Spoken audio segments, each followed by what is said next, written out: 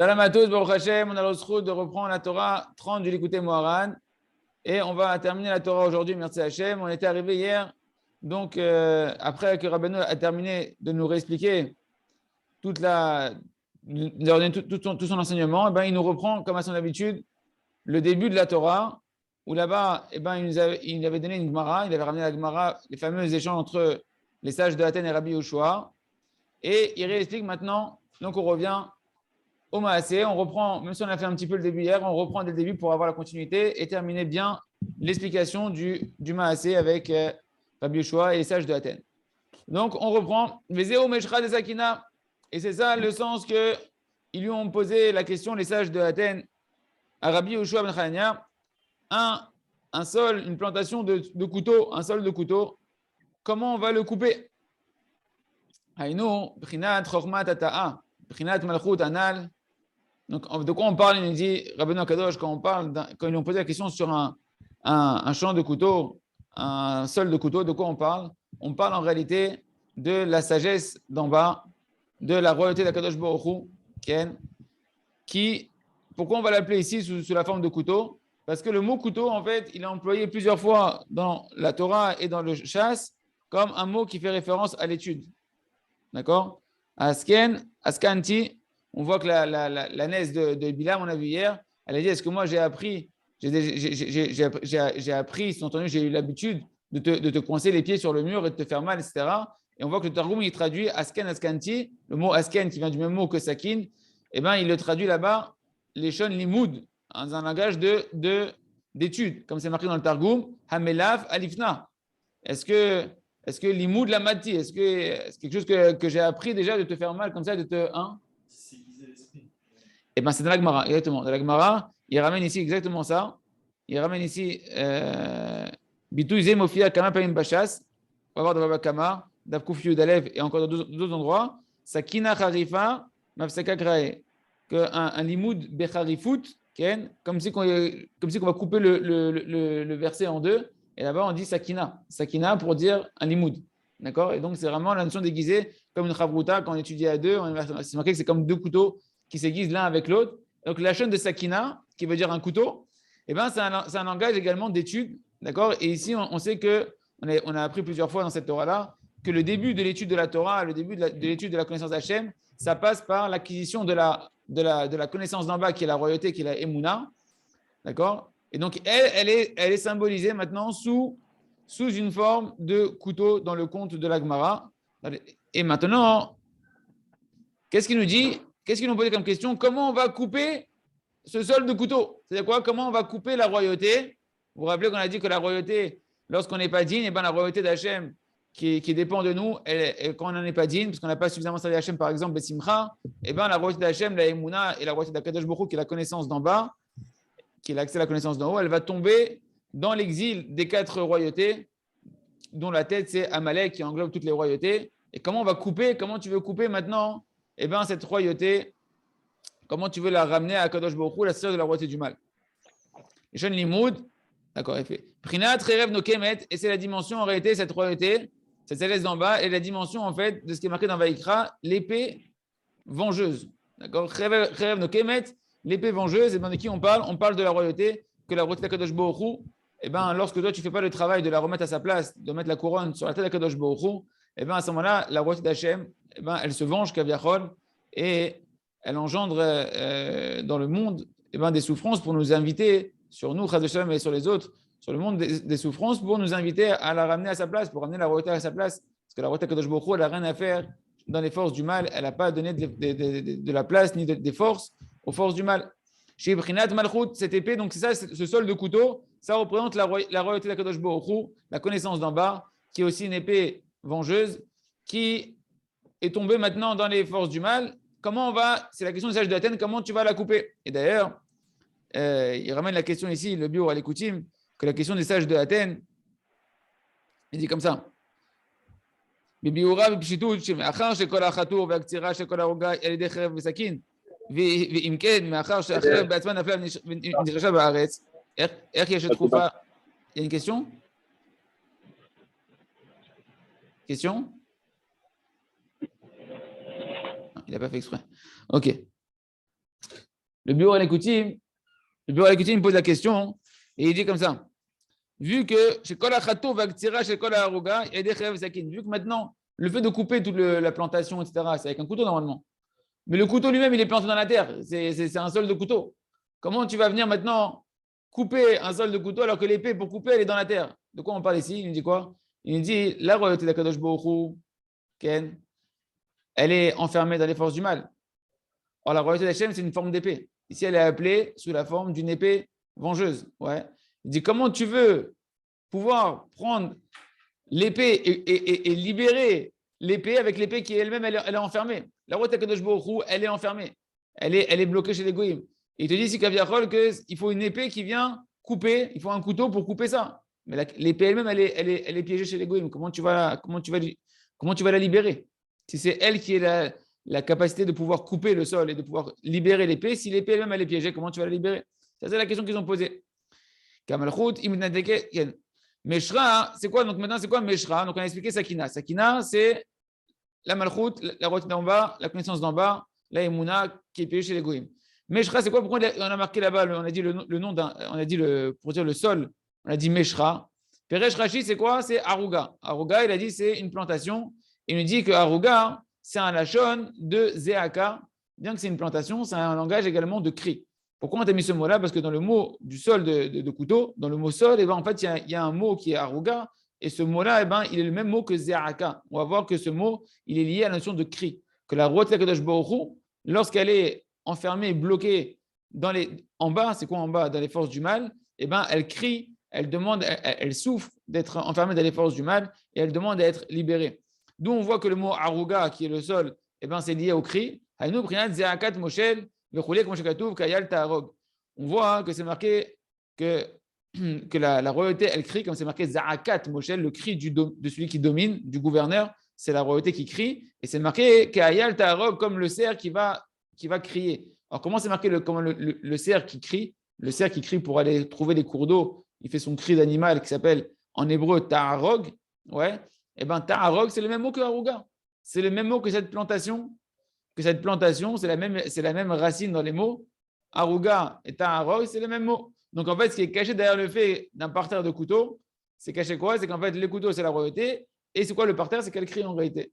Rien à voir avec le sens simple de ce qui est marqué. C'est que la royauté, quand elle est enfoncée dans les forces du mal, elle crie de la souffrance de voir le mal qui peut prendre la place et dominer dans le monde.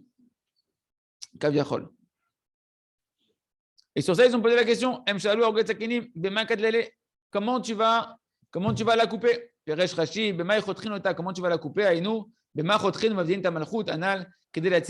Comment tu vas libérer et couper la royauté des forces du mal qui s'en abreuvent, qui prennent des forces d'elle pour la sauver de son cri? C'est ça, Meshra de Sakina, comment tu vas arrêter le cri de cette royauté et comment tu vas la couper et couper les vivres entre guillemets aux forces du mal, hein?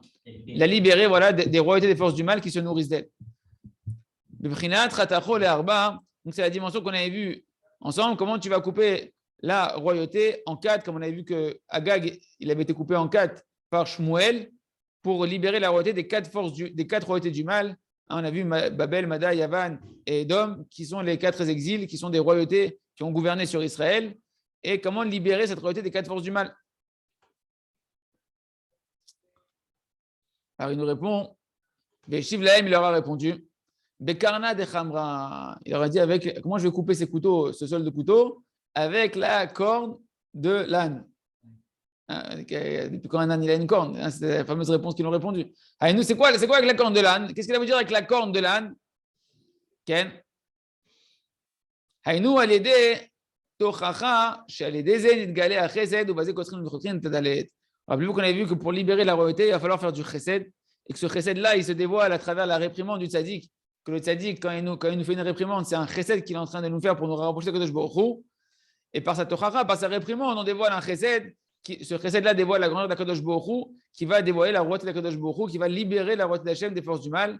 Et en ça, on va couper et moissonner, entre guillemets, ce Dalet qui est la royauté de Kadosh Baruch Hu. On va pouvoir la couper des forces du mal. Le prinot Kitzrou les filles chassid, comme c'est marqué, moissonner avec les filles chassid.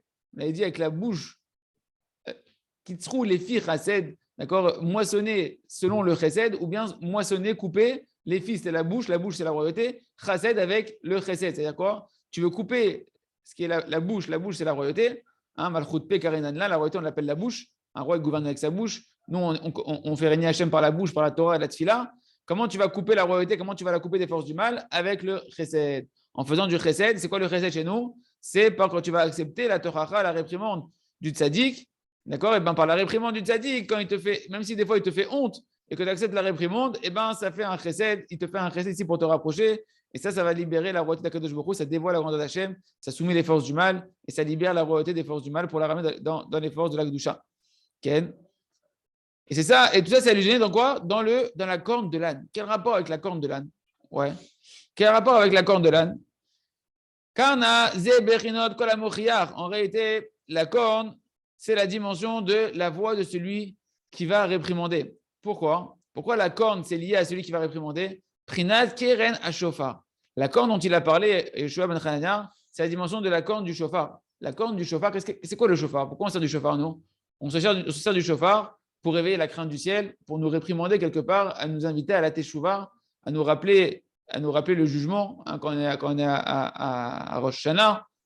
Et donc, le Keren à Shofar, en réalité, c'est la dimension de pouvoir justement venir réprimander le Ham Israël d'une certaine manière, de le réveiller à la teshuva. Or, le Keren à Shofar, c'est la voix en réalité du tzaddik. Tout ce son du shofar qui a une capacité de pouvoir réveiller la neshama, faire un éveil positif de la neshama, à l'éveiller, à s'introspecter, à revenir vers Hachem. Qui est la dimension spirituelle de ce shofar-là, de la corne du shofar? C'est le tzaddik, c'est la réprimande du tzaddik. C'est les messages du tzaddik, c'est le da'a du tzaddik qui, en réalité, par le fait qu'il est le tzaddik qui dévoile les enseignements et qui prie pour le Ham Israël, il va être comme la résonance d'un shofar dans les âmes du Ham Israël qui va nous inviter à nous réprimer, qui va nous inviter à nous repentir et à revenir vers Kadosh Baruch Hu. C'est ça qu'il a répondu. Donc, comment tu veux libérer? Tu veux libérer la royauté?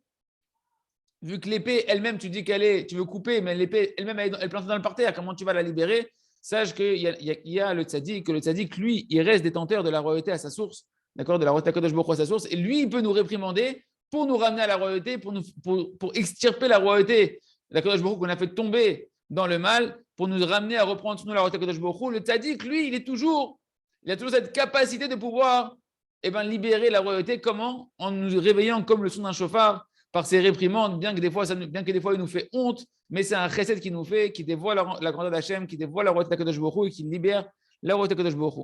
Miprinat harem kashofar kolecha ve'aged lami pisham. Où tu vois vraiment que le tzaddik, sa voix, elle est comparée à un chauffard, dans le prophète Yeshaya. Là-bas, c'est marqué, Hachem, il dit au prophète, élève ta voix comme un chauffard.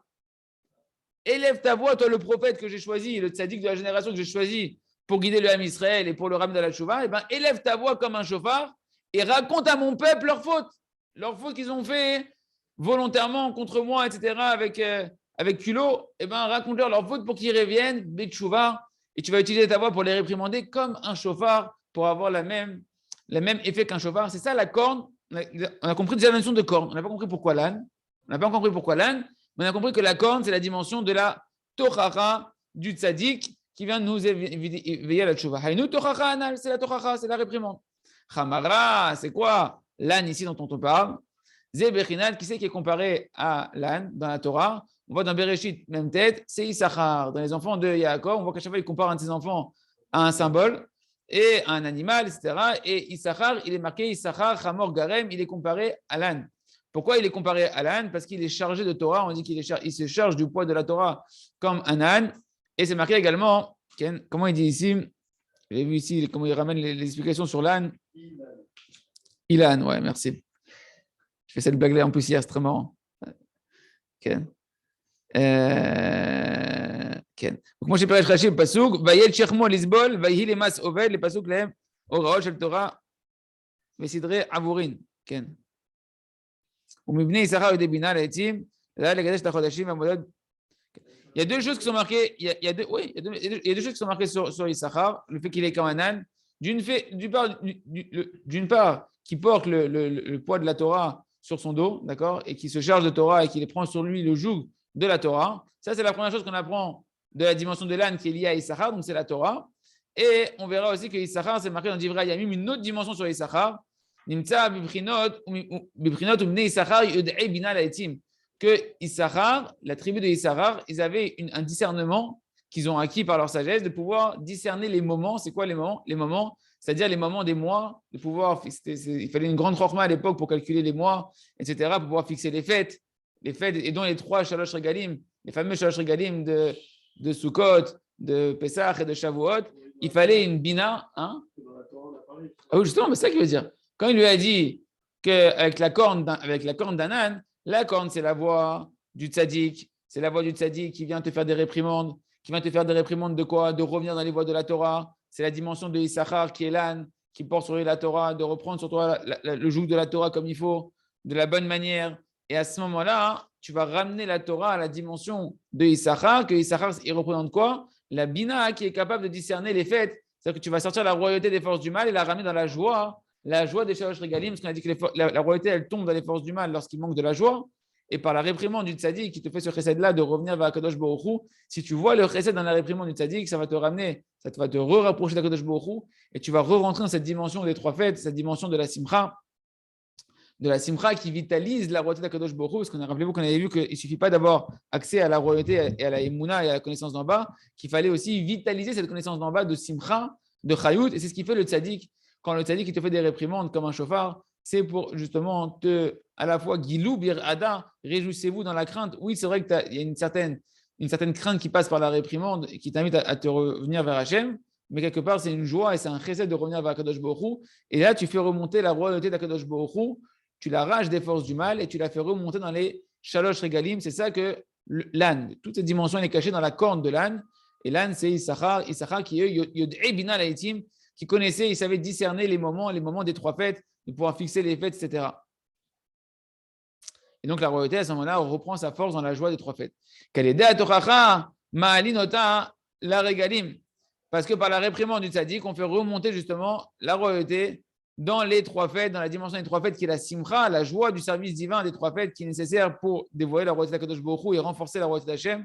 Shu bechinat bina laïtim, c'est cette dimension de pouvoir discerner les fêtes qu'avait Issachar, qui est représenté par l'âne. Et tout ça, on l'a par la corne de l'âne, c'est la tochacha du tzaddik qui nous amène à cette dimension de l'âne qui est de pouvoir remonter la royauté dans les trois fêtes. Aïtou les trébéré. Et voilà qu'ils l'ont amené devant lui.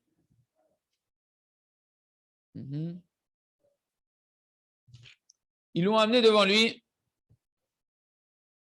2 œufs. Ils l'ont amené devant lui 2 œufs. Béré, c'est des œufs, mais on a déjà eu plusieurs fois. Rappelez-vous, donc l'histoire, c'est il lui a amené 2 œufs. Les œufs, c'est quelle couleur? C'est blanc. Et pourtant, ils lui ont dit, vas-y, dis-nous maintenant, Rabbi Yehoshua, de quelle poule ça vient? Des poules blanches ou des poules noires? Or, on sait, Rabbi Nachman nous a déjà expliqué un peu avant dans les Torah d'avant, que le mot Béré, en araméen, qui veut dire les œufs, c'est aussi en araméen un mot qui veut dire la prière. Barouta, tzlota ou barouta, c'est les prières et les volontés. Tfila ou bakasha, la prière et la demande et le désir, ça se dit en araméen tzlota ou barouté. Baé, d'accord, c'est la dimension de volonté. Une volonté, c'est ce qui est le cœur de la prière. Le cœur de la prière, c'est la volonté. Donc, quand on voit, en fait, Rabbi Nachman dit, tu peux décrypter en fait le verset ici. Aïtou les trébérés, ils l'ont amené 2 œufs, ou bien tu peux dire les shon sluta ou vaota, tu vas remplacer les œufs par un langage de prière et de volonté. Bechinot filot. En fait, on parle ici de prière. Il parle de 2 types de prières. Ils nous sont venus nous poser des questions sur 2 types de prières. Quand tu as 2 prières qui viennent devant toi, parce que rappelez-vous qu'on a dit que toutes les prières elles viennent devant le tzaddik, comment tu vas savoir? Comment tu sais c'est l'œuf qui vient d'une poule blanche et l'œuf qui vient d'une poule noire? Comment tu peux savoir? Nous, pour nous, ça va être comment tu vas savoir quelle tfila vient d'une tfila cachère, une tfila qui vient de quelqu'un qui est une tfila qui n'est pas cachère. Rappelez-vous que tout le tzaddik, pour qu'il nous fasse une réprimande, comment il fait une réprimande le tzaddik? Comment il sait où tu en es? Comment il sait où tu es par rapport à tes avérotes, par rapport à ta avodat Hashem, par rapport à ton effronterie que tu as encore? Est-ce que c'est une effronterie de la Gdusha, une effronterie de la Touma? Je vous renvoie au cours précédent. D'accord? Comment, si ta Torah, tu l'as étudié Be'azout d'Igdusha, ou bien Be'azout des Sitra Achara avec l'effronterie du bien ou l'effronterie de la Touma, du mal? Comment le tzaddik il voit tout ça? On a dit il voit tout ça dans la tfila. Que quand tu vas prier, comme le tzaddik il est priat Mashiach, et que le Mashiach, toutes les tfilotes, elles viennent à lui parce qu'il a la dimension du nez. que la dimension du nez, c'est la dimension de la tfila, c'est la dimension de la crainte d'Hachem, que dans la tfila va s'habiller toute la crainte d'Hachem, parce que dans la tfila, on a dit que c'est à ce moment-là où l'homme il pense à tout et n'importe quoi, malgré lui, c'est Hachem, il fait exprès. Il y a plusieurs raisons, on a vu à ça. Et en tout cas, dans ta tfila, on va voir où tu en es. Tout est contenu dans ta tfila, toute ta hirat shamaim, tout ton niveau, toutes tes pensées, elles viennent dans la tfila pour définir et pouvoir identifier où tu en es. Le tzaddik, à travers ta tfila, quand il reçoit ta tfila, il va savoir exactement si la tfila elle vient d'une poule blanche ou elle vient d'une poule noire. de qui elle vient pour pouvoir quoi? Faire une réprimande adaptée à la personne. C'est une prina comme d'un roi HaKodesh, en tout cas une asaga, une dimension que le tzaddik qui va avoir une compréhension au-delà de l'entendement humain, de pouvoir détecter chacun qu'est-ce qu'il doit lui réprimander pour le rapprocher d'Akadosh Baruch Hu et renforcer sa hirat shamaim, sa crainte du ciel. Donc toi, ils lui ont dit, toi tu nous dis que par la réprimande du tzaddik, Ma'alin Tamalchut Kanal, on peut faire remonter la royauté, la faire remonter dans la Gdusha, la faire remonter dans la lumière des Shalosh Regalim. Quoi? Allô, comment le tzaddik peut faire une réprimande? Comment il peut savoir qui réprimander, comment réprimander? C'est ça la question qu'ils lui ont posée avec les deux œufs. Les deux œufs, c'est les deux tfilotes. Atfilot bain beyachad. Il se prend toutes les tfilotes en même temps. Il prend les tfilotes de tout le monde en même temps. Le tzaddik, il ne peut pas trier, savoir de qui vient la tfila, qu'est-ce que ça contient, quel rapport à travers la tfila, je vais faire une réprimande. Un kécher, il a fait une tfila, ok, les tfilotes, elles viennent et c'est deux mondes dedans. Quel rapport avec des réprimandes avec les prières? Comment il s'est réprimandé en fonction de la prière? Chez la cachère au FR, il ne connaît pas la prière de si elle est de quelqu'un de cachère ou quelqu'un qui n'est pas cachère, et pour pouvoir faire des réprimandes dessus. C'est ça qu'elle a dit dans la Gemara. Ils lui ont posé la question, quelle poule elle est blanche, quelle poule elle est noire? Comment tu vas détecter, comment le tzaddik va détecter quelle fila est pour un homme cachère ou le contraire?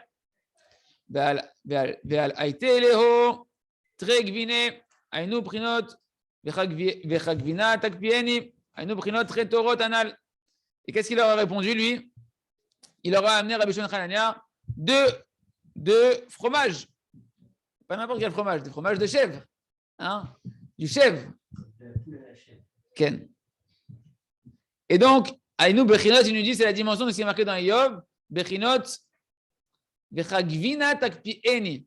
Et comme le fromage, takpieni, tu m'as redurci, refroidi. Ouais. Or, on avait dit, nous rappelez-vous, que la dimension de la Torah qui est obsolète, la Torah, même la Torah de ce monde-là, rappelez-vous qu'on a vu qu'il y a deux sortes d'obsolètes dans la Torah, deux sortes de comment on va dire, d'obsolètes, j'ai toujours du mal, des déchets, des épluchures, ouais, des écorces, des restes, ok? Eh bien, la Torah, elle a deux facettes d'écorce, entre guillemets. Comment on va dire ça? On a dit une dimension positive, que quand Hachem a demandé à Moshe, Psol lecha, façonne pour toi les deuxièmes tables de la loi, taille pour toi des tables. Psol, ça vient du mot obsolète. Pourquoi la Torah, Gdosha, elle est appelée obsolète? Ce n'est pas par rapport à ce monde-là. Jusqu'à Mashiach, notre Torah, c'est le Icar, c'est le fruit, c'est ce qu'on va manger, ce qu'on a besoin pour se nourrir. Mais quand Mashiach va dévoiler le nouvel éclairage de la Torah, ce qu'on commençait à faire les tzadikim Yechidei Dorot, de commencer chacun à dévoiler une nouvelle dimension de la lumière de la Torah, avec Mashiach va faire Bishlemut, alors la Torah qu'on avait jusqu'à présent depuis Moshe Rabbeinu, elle va paraître comme kafouille, comme légère, comme quelque chose, comme des détritus, des écorces qui flottent à la surface par rapport au poids du fruit qui va tomber lorsqu'on sépare l'écorce, etc. Ça, c'est la dimension de kafouille qu'on voit ici dans le fromage, comme le fromage, tu m'as endurci ou tu m'as refroidi, etc. Mais c'est la chaîne de kafouille ici qui est important pour nous. C'est le même mot que kafouille. Kafouille qui est cette dimension de légèreté, cette légèreté qui monte à la surface. Comment ça s'orbique le fromage, la croûte du fromage? Il y a une dimension aussi, le fromage, c'est qu'il y a une dimension de quelque chose de. Et après, il y a quelque chose qui remonte en surface aussi. Il y a une croûte qui se fait en. Non, mais la croûte du fromage, il y a une croûte dans le fromage quand tu prends du chèvre. Il y a cette espèce de. Ouais. En tout cas, pour nous, ce qui est important, c'est cette dimension-là de kafouille qui apparaît, qui fait référence à l'appellation de la Torah obsolète. Or, on sait qu'on a dit que celui qui étudie la Torah du mauvais côté, avec de l'effronterie, avec de la mauvaise effronterie, et de personnes qui sont aussi effrontées dans le mauvais sens du terme, eh ben, alors sa Torah, lui, elle devient de l'obsolète, elle devient kafouille déjà dans Olamazé. Sa Torah dans Olamazé, c'est de l'obsolète, c'est des écorces, d'accord? Et donc, c'est ça la dimension qu'il leur a amené. Il leur a amené 2 fromages. D'accord? Il leur a amené 2 fromages de chèvre. Haïnou, Bechinat, très Torot. C'est 2 types de Torot. C'est ce que Rabbi Yoshua, il leur a voulu faire comme réprimande des Torahs, des fromages qui proviennent de quel lait? D'une chèvre. Pourquoi d'une chèvre? Parce que comment on dit une chèvre en hébreu? On dit azout, pas azout, on dit ezim. Ezim, c'est des chèvres, mais c'est le même mot que azout, que l'effronterie. Il y a 2 Torahs. Il y a une Torah qui provient d'une fronterie de la Kedusha et une Torah qui provient de l'effronterie du mal.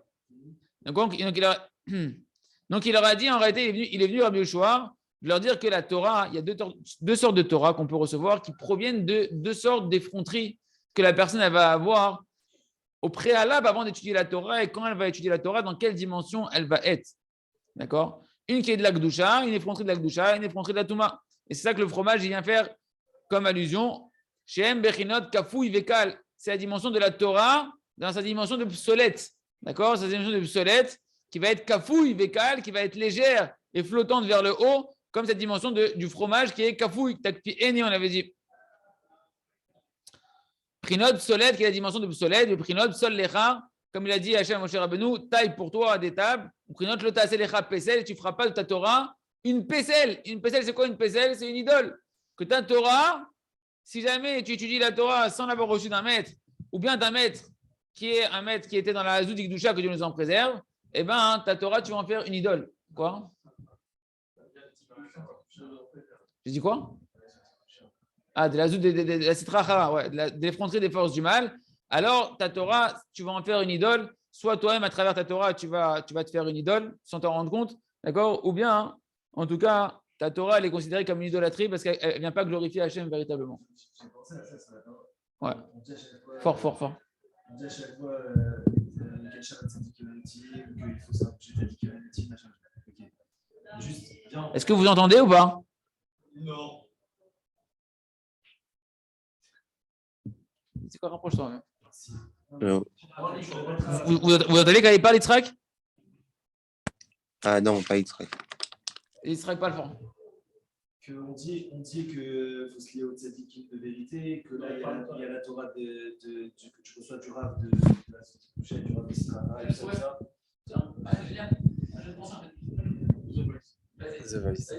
Non, on dit qu'il faut se rapprocher de Tzadikim de vérité, qu'il y a la Torah que tu reçois des Tzadikim de Hazout d'Ikdusha, des Hazout de Sitra, ok. Mais ça veut dire, Tarles, aujourd'hui, quand on regarde le monde et les communautés et tout ça, ça veut dire concrètement, le Rav de la Torah qui est diffusé, elle ne vient pas de Tzadikim de vérité, ça veut dire c'est mélangé. Tu vois ce que je veux dire? C'est-à-dire qu'il y a une vraie, qu'il y a une vraie avoda à faire sur ça, pour prier, se rapprocher de. Non, parce que en fait, si tu veux, c'est une notion qui est très. C'est pour ça qu'on voit. C'est la notion qui est très connue, que Rabbi Nachman il parle beaucoup et que Rabbi Nathan il développe aussi beaucoup. Cette dimension que, voilà, comment tu sais que tu es avec Moshe, tu n'es pas avec Korach. D'accord? C'est-à-dire que tu vois bien comme à l'époque du Dordéa, même à l'époque d'Ordéa, tous les tzadikim, les 250 têtes de Sanhedrin, ils se sont trompés, ils sont partis avec Korach et pas avec Moshe. Comment tu vas t'en sortir? On sait que le seul conseil, c'est ce qu'il a fait Kalev Ben Yefouné, c'est d'aller sur les Kivrei Avot et de prier à Kadosh Baruch Hu d'être sauvé des mauvais tzadikim, entre guillemets, des faux tzadikim, et de se rapprocher du Hémet. Et de ce qu'il nous a dit Rabbi Nachman, que la chose la plus importante avant de partir, il n'a pas dit Rabbi Nachman, la chose la plus importante, c'est prier de vous rapprocher de moi. Il a été encore plus fort que ça, Rabbi Nachman. Il a dit la chose la plus importante, c'est prier de vous rapprocher du tzaddik à émettre de la génération, du plus grand tzaddikim ultime de la génération, du plus grand dirigeant de la génération. Bitfila, criez à Kadosh Baruch Hu, Hachem vous amènera au plus grand berger, mais il y a une dimension où Rabbi Nachman dit que tout dépend de ça et qu'on doit passer, en réalité, celui qui serait intelligent, il passerait le quart de cette prière à demander à Kadosh Baruch Hu, sauve-moi des tzadikim, des faux tzadikim, rapproche-moi des vrais tzadikim qui sont Biazou, Dikdusha, Mitzit, et que comme ça, en réalité, on va pouvoir arriver à la bonne destination. Okay. On pourra être dans la bonne Torah, dans la bonne. Okay. Il y a un terrain qui est encore plus fort, c'est de dire moi, je n'ai pas besoin de tzadikim. Je me connecte directement à Hachem. Bien sûr. C'est encore plus fort. Et ça, tu vois, le fait de dire j'ai pas besoin de tzadikim, je me connecte directement à Kadosh Baruch Hu, ou bien je me connecte qu'à un tzadik qui est niftar et j'ai besoin de plus personne après hormis ça. eh ben, quelque part, tu te soumets à personne. C'est-à-dire sur Terre, en tout cas sur Terre, tu es soumis à personne. Tu es soumis à un truc qui est abstrait, mais concrètement, ta notion de soumission à Kadosh Baruch Hu à travers des sages d'Israël, elle n'existe pas vraiment. Et donc, quelque part, tu es dans une certaine forme d'effronterie. Sur Terre, je parle. Hein. C'est vrai que dans ton cœur, tu n'es pas effronté, tu es soumis à des forces invisibles. D'accord, mais qu'on s'imagine. Mais au final, ça veut dire que concrètement sur Terre, tu es soumis à personne. Tu fais ce que tu veux. C'est très répandu. C'est très répandu. Mais pourquoi c'est très répandu? Ça donne une super liberté. Ça donne une sensation de puissance, d'indépendance et de. C'est Amar Léo. Donc, qu'est-ce qu'il leur a dit? Tu ne feras pas ta Torah une idole. Parce que sinon, c'est toi-même.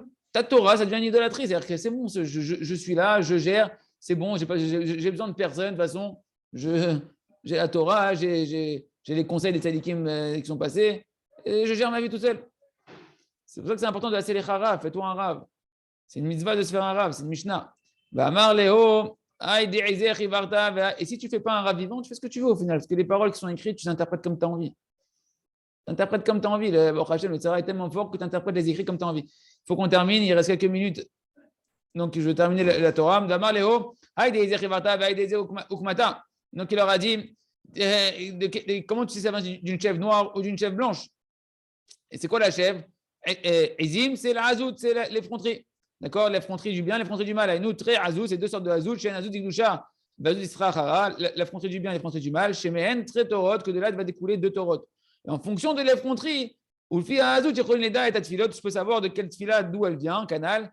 Et donc, je vais pouvoir dans la prière, vous savez qu'il va pouvoir dans la prière savoir réprimander chacun. Et par la réprimande, il va couper la royauté et la sauver. Il la sort du cri de celui des fausses royautés du mal.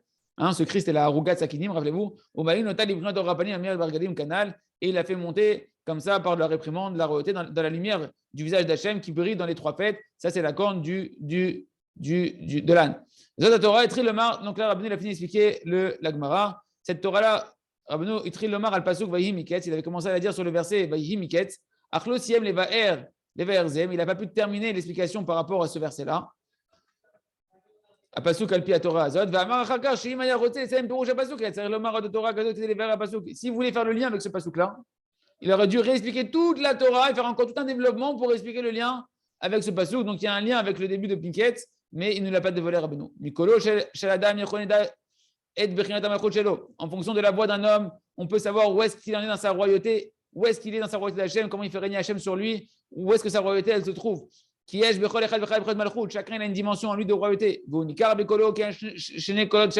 Et on peut discerner ton niveau de royauté, comment tu es rattaché à la royauté d'Hachem, dans ta voix, parce que les voix elles sont différentes.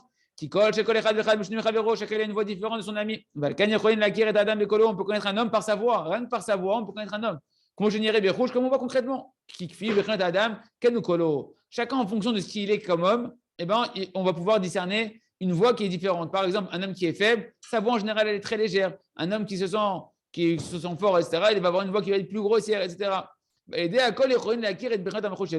par sa voix, on va pouvoir détecter, le tzaddik qui va détecter aussi également quelle est sa royauté à lui, où est-ce qu'il est dans sa royauté par rapport à sa dimension de royauté. Parce qu'il y a deux dimensions de voix, comme on voit que quand Moshe est descendu, il a dit avec Yoshua, j'entends des voix en bas, mais c'est quel type il a dit c'est pas des voix de guerre, c'est pas des voix de victoire, etc. Kol Anot Gvura, il y a une type de voix qui est une voix de Giborim qui crie parce qu'ils ont gagné la victoire de la guerre. Les Kol Anot Chalusha, il y a des types de voix de faiblesse que quelqu'un quand il est dans une faiblesse. Chacun en fonction de sa royauté, il aura une voix qui va sortir de lui, qui va représenter sa royauté. C'est pourquoi que Shaoul, quand il a persécuté et qu'il a poursuivi David, parce qu'il a vu que c'est lui qui allait régner à sa place, et donc on parle de royauté là-bas, c'est une poursuite entre des royautés. Qu'est-ce qu'il y a marqué? Quand Shaoul il a rencontré David, qu'est-ce qu'il lui a dit? Il a dit Akolcha ze beni David. Ta voix, cette voix-là, c'est la voix de mon fils David. D'accord? Et Rabbeinu, il va préciser c'est quoi le mot Akolcha, ta voix. Chez Evin Shaoul, Be'akol, chez Uchazak, B'prinat HaMalchut. Il a décelé dans la voix de David la royauté de David, qu'il avait une puissance de prendre sa royauté. Dans sa voix, à David, il a décelé la royauté de David. Qu'il avait une puissance de royauté très forte. David, David, il s'est étonné en fait de la voix de David, en disant quoi, David, c'est ta voix que j'entends? C'est ta voix, c'est ta royauté que j'entends? Quoi, tu as vraiment ce niveau de royauté à l'intérieur de toi? Qui est Vinshu Kol Shel Melech Mamash. Il a vu que c'était la voix d'un vrai roi, c'est pas des rumeurs, il a la puissance dans sa voix d'une royauté qui est plus grande que la sienne. C'est pourquoi Shaoul a voulu élever sa voix. Il a voulu prendre le dessus dans sa voix par rapport à la voix de David pour montrer que c'est lui le roi, comme des lions qui vont rugir, entre guillemets, et qui vont montrer c'est qui le roi de la jungle ici. D'accord? Il a voulu dire, c'est une blague, mais même tu vois bien que dans les animaux, chacun il a un rugissement qui impose sa royauté. Ben, c'est pareil. Ou la rote basée chez Kolo Ter Chazak B'Chinat Malchut, il a voulu montrer que sa royauté est plus forte que celle de David. Aval lo hayachol. Mais il ne pouvait pas. Bien qu'il a essayé, il a vu qu'il ne pouvait pas. Vezéou, Vaïssa, Shaoul et Kolo Vayev. C'est ça que marqué Shaoul, il a levé sa voix, il a pleuré. Parce que quand il a levé sa voix, qu'il a voulu rugir pour dire c'est moi le roi, ben, il a vu que Hachem, il a fait autre chose. Danou Sharata, la tête de l'Agbia Kolo Kana, Akol Nifke. Mais au final, il a voulu lever sa voix, et au final, sa voix s'est transformée en pleurs. C'est ça, il a pleuré. Shaya Akol Nifke, Kol Namour Shel Bechia. Il a eu une voix faible, comme la voix d'un pleur. Quand quelqu'un il pleure, il a une voix qui est légère. Aken Amar Shaoul, Azel David. C'est pourquoi à ce moment-là, Shaoul, il a dit à David, Yadati, Kimalor, Timlor. C'est bon. Maintenant, je sais que régner, tu vas régner. Qui Ada, Edze, Alédé, Akol, Canal. Et il a su ça, tout ça à travers sa voix. Et Rabbeinu, entre guillemets, on peut dire qu'il fait un lien avec ce qu'on a dit avec la voix qui réprimande du tzaddik. Que dans la voix du tzaddik, il y a la royauté du tzaddik qui peut nous réprimander et faire remonter la royauté de chacun d'entre nous. D'accord? Combien on doit faire attention d'accepter les réprimandes du tzaddik, les messages du tzaddik, les enseignements du tzaddik, les livres des tzaddik et des tzaddikim et de leurs élèves, et de se soumettre à ça, même si ça nous fait honte des fois de voir notre petitesse, d'accepter avec Simcha que c'est que comme ça qu'on peut sortir notre royauté, la royauté Kadosh Baruch Hu de la galoute, et B'at Hashem, faire régner Hashem sur nous, sur le monde entier. Ashrenu Shezachenu de finir la Torah Lamed, et B'at Hashem, Shinske Machar de commencer la Torah Lamed Alev, Chazak, Ve Nitrazek.